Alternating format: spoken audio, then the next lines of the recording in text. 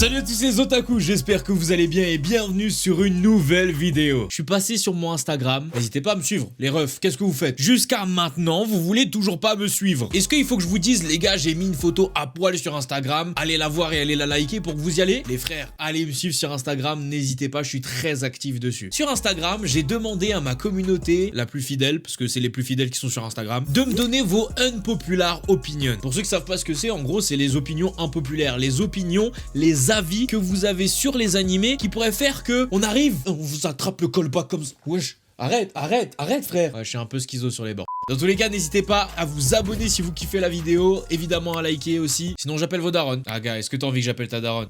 Est-ce que t'as envie que j'appelle ta daronne? La mort d'Azuma est plus triste que celle de Jiraiya. Doucement.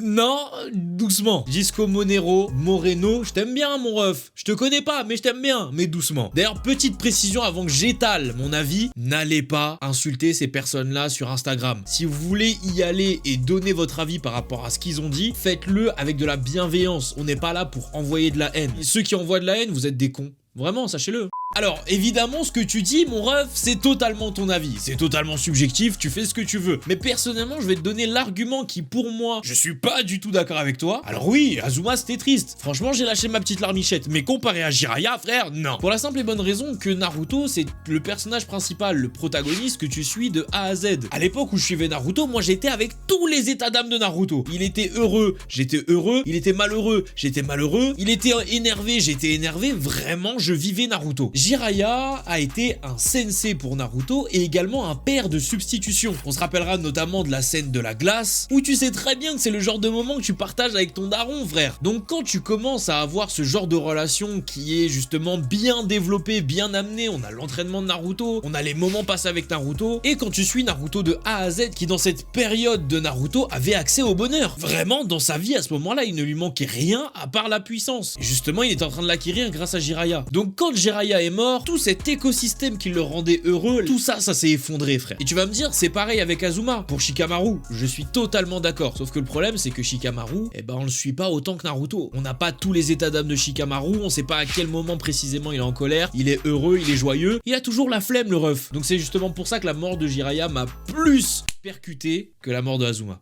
Mineta, meilleur perso de MHA.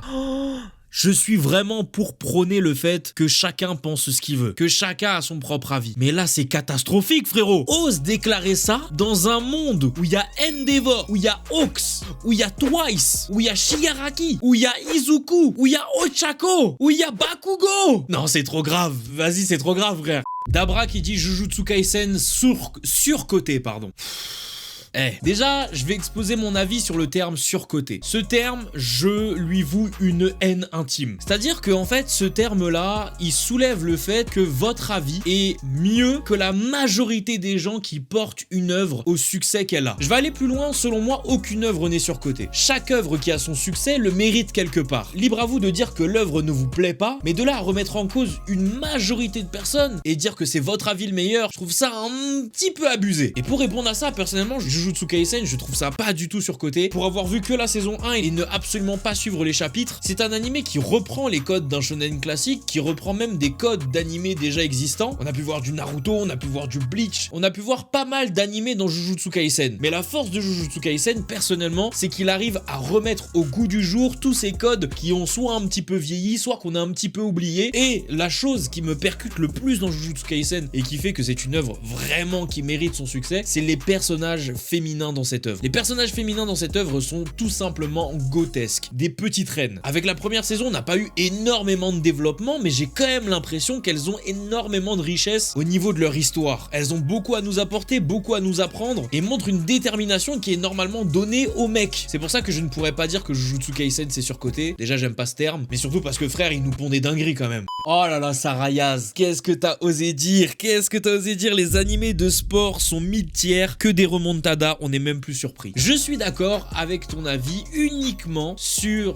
les animés de sport Neketsu, c'est-à-dire les animés de sport qui ont toujours cette thématique de se surpasser dans n'importe quel moment. Et évidemment, on connaît des remontadas sans nom. Personnellement, c'est quelque chose qui, moi, me dérange pas. Justement, je suis friand de ça. Je trouve ça trop cool, le fait que, justement, tu t'évades en regardant l'animé et en sachant que c'est pas du tout possible de faire ça dans la vraie vie, de faire des dunks, frère, plus loin que Michael Jordan, de voir à l'autre bout du terrain. On sait que c'est pas possible, mais justement, c'est ça qui me fait kiffer. Par contre, la généralité que tu as fait, je ne suis absolument pas d'accord. Il aurait fallu pour ça que tu aies vu quasiment la totalité des animés de sport pour dire ça. Or, pour avoir vu pas mal d'animés de sport, je peux t'en citer quelques-uns qui ne respectent pas ce que tu dis, cette remontada abusive. On a notamment Hajime no Ippo, on a IQ, et n'en déplaise à certains, c'est pas que des remontadas. Et je vais pas non plus en dire énormément, mais le troisième qui pour moi est vraiment hors catégorie de tout ce que tu as dit, Airu no Sora. Cet animé, je vous encourage à aller le voir, déjà si vous aimez le basket et si vous aimez les animés de sport, parce que pour moi, c'est vraiment l'animé de sport qui m'a le plus surpris dans beaucoup de thèmes. Donc je vous encourage vraiment à aller le checker. Beaucoup d'animés nouvelle gen se font carry par l'animation alors que le manga n'est pas ouf comme KNY.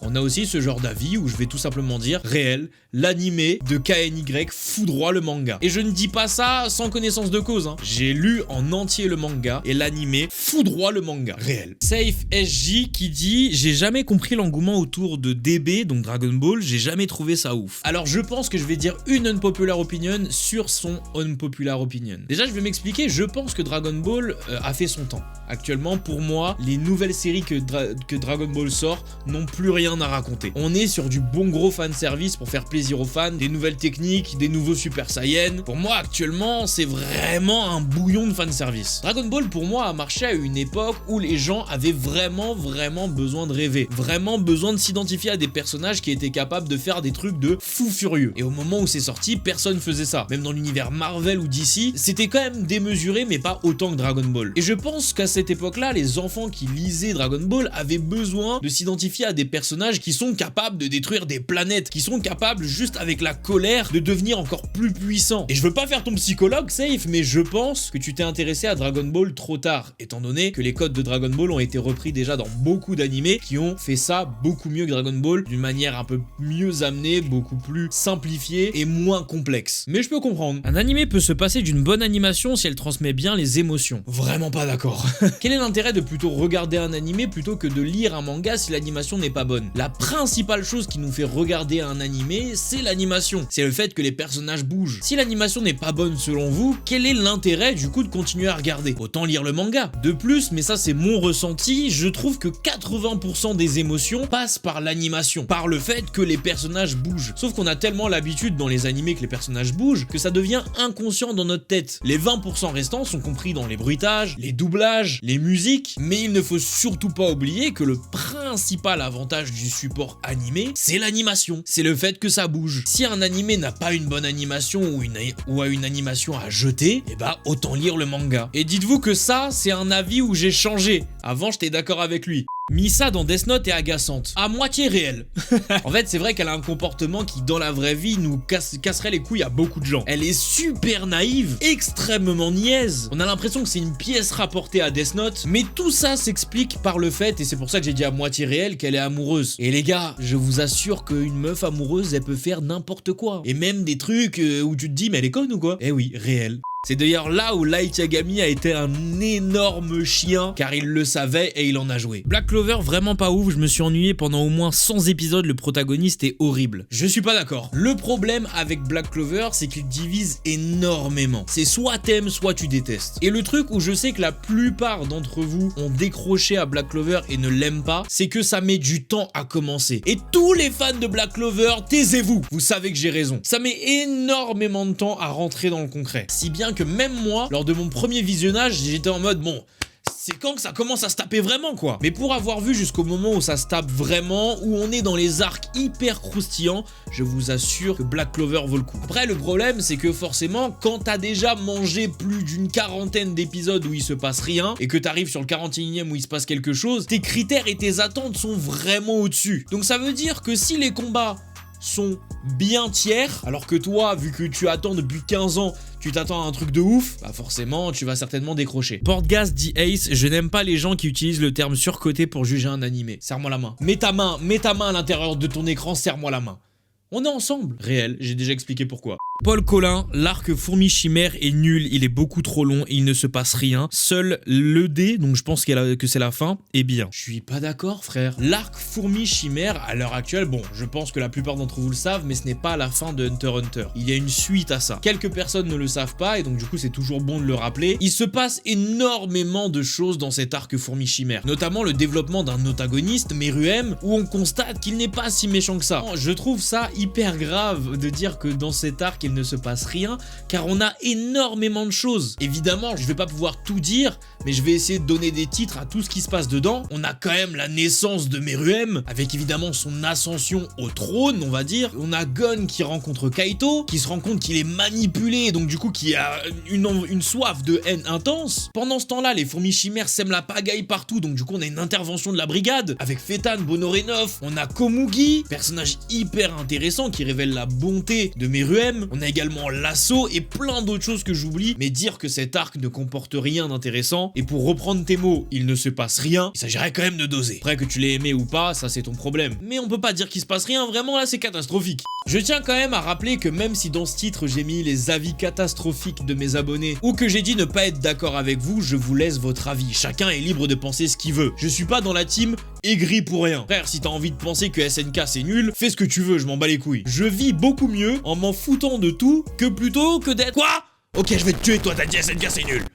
Doser. Dans tous les cas, si vous avez kiffé ce format de vidéo, n'hésitez surtout pas à lâcher un like. Évidemment, on en refera un peu plus si je vois qu'au niveau des likes, ça kiffe sa mère. Soyez là la semaine prochaine, parce que la semaine prochaine, il y aura un youtubeur assez connu que vous connaissez normalement dans ma vidéo, avec un petit concept avec les Seven qui risque de vous faire bien rire et de nous faire bien rire. Donc j'espère que vous serez là, évidemment dimanche prochain à 10h03. N'hésitez pas, comme d'habitude, vous le savez, je vous le dis à chaque fois, mais j'ai l'impression que ça marche pas trop. Abonnez-vous évidemment à la chaîne YouTube, c'est hyper important. Likez cette vidéo, ça fait toujours plaisir. Et puis on se retrouve du coup dimanche prochain. C'était Minotaku et les abonnés d'Instagram, suivez-moi sur Insta et Jana.